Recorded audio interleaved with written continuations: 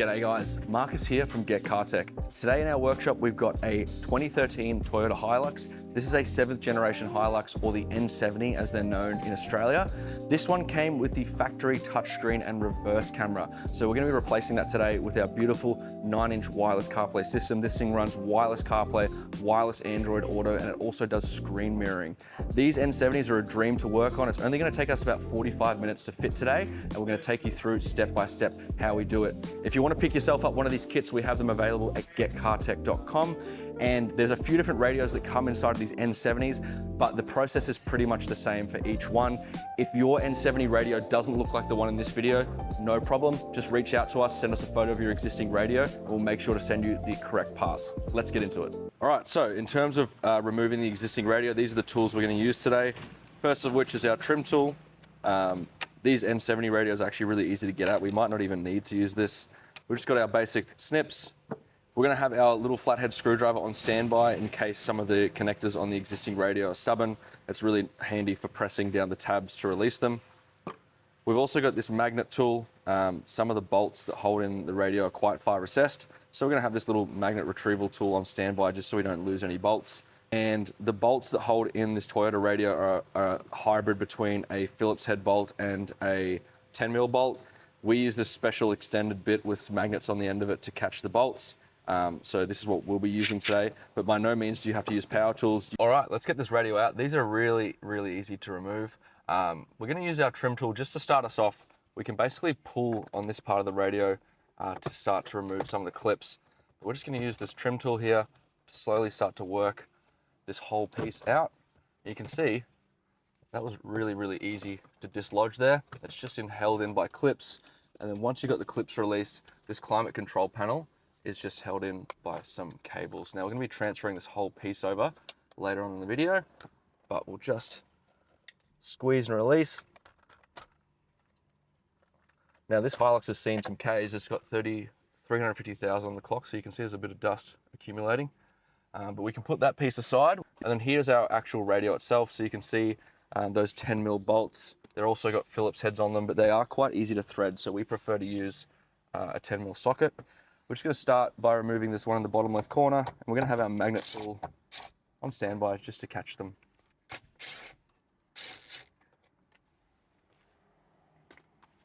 And then the top two are quite a bit far recessed and a little hard to access. There we go. Great, with all 4 of those bolts removed, the radio is now free to be pulled out. You can pull it towards you, and we've got our little flathead screwdriver on standby to disconnect some of these cables. Now, a lot of these you'll be able to get with your thumb and finger, but if any of them are stubborn, just give them a wiggle. For these ones down here, I like to use the flathead because these tabs are really tough. But we're going to just disconnect all the cables at the back of this radio.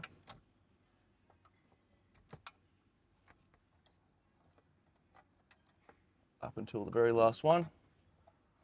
And that's it, that's our radio out. With this one, we will need to squeeze off this connector. That's the last thing holding it in, is this plastic tab here. If you just squeeze that on both sides, then you can pop it out. If you can't get that with your fingers, a pair of pliers will definitely come in handy there. That's our radio out. That took all of 5 minutes. Okay, so at this point, it helps to have something like a box just to get the radio a bit of extra height. Just be careful when balancing, but this helps. If you've got a second person to help you, it'll be much, much easier. But we can use that box there to just raise our radio up a bit, and hopefully we'll have enough slack to make some of these connections. We can start with the radio connector cable. You want to make sure these line up correctly, and then we can sort of move on to some of these others. Now, these are all keyed connectors. You really can't get this part wrong. They're all a special fit. So if you find a connector and it lines up, chances are it's good to connect. And again, we just want to hear all of these click. You want to make sure all of them are all the way in, and it's always worth double checking your connections. But as long as you hear that click and you can visibly see that tab's engaged, that's a good sign that it's in correctly. And again, you really can't get this part wrong. because each cable has a certain amount of pins. There is one piece of the main harness of our aftermarket system that won't be plugged in. We can see that one's over here. It's the smaller one with that loose RCA connector. This is not going to plug into anything. Now we can use our USB cable retention and plug that one in. This one can be tough to plug in. You want to push it all the way in until you hear that click. And our microphone cable, I think, is the last one to do. And that input's down here. This one we want to plug all the way in. And then we can just do a quick sanity check. This is the cable for the factory GPS antenna. We're not going to need to retain that because that's not required for CarPlay.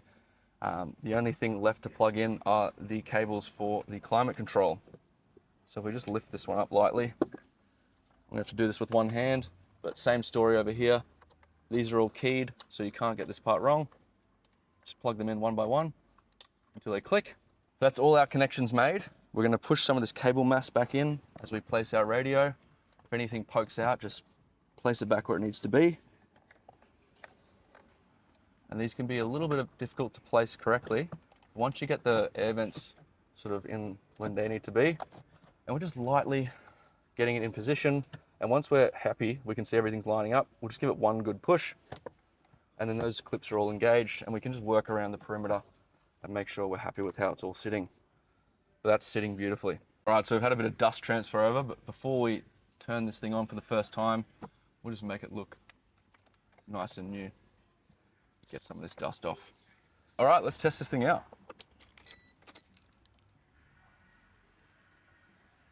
There it is, that beautiful Toyota boot logo. We've put the ignition all the way on so the AC should work, so we can test out that our AC controls are working, which it looks like they are. Hazard button's working just fine. This button's fine. No sticky buttons, that's all working beautifully. And the unit has defaulted to the radio. But you can see we've got our steering wheel buttons already working, which is beautiful. And let's hook up a phone to wireless CarPlay. Let me show you how easy it is to hook up to wireless CarPlay with our flagship units.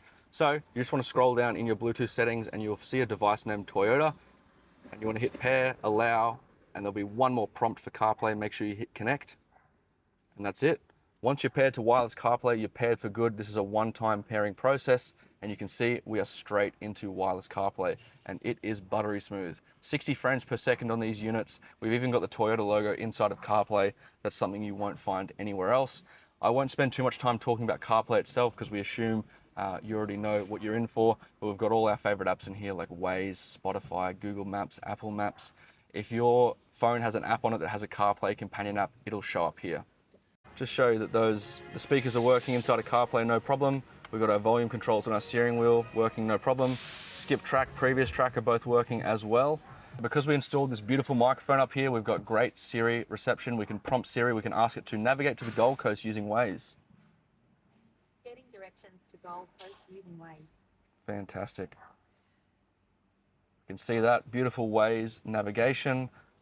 We've got some tiles in here in our split view. We can click on any of them and go full screen, so full screen CarPlay, full screen calendar, full screen Waze, and we've also got these cool little widgets inside of iOS 26 CarPlay. We've got the forecast for South Brisbane. It's nice and cool today. So steering wheel buttons are working, climate panel's working, the AC vents are working just fine. Let's test out the reverse camera. So we can pop the car into reverse. Now this is the factory Toyota reverse camera, so it's nothing special, but you can see it shows nice and bright on this display. We've also got some settings in here that we can adjust if we don't like how that camera is appearing, but usually the default settings are the best.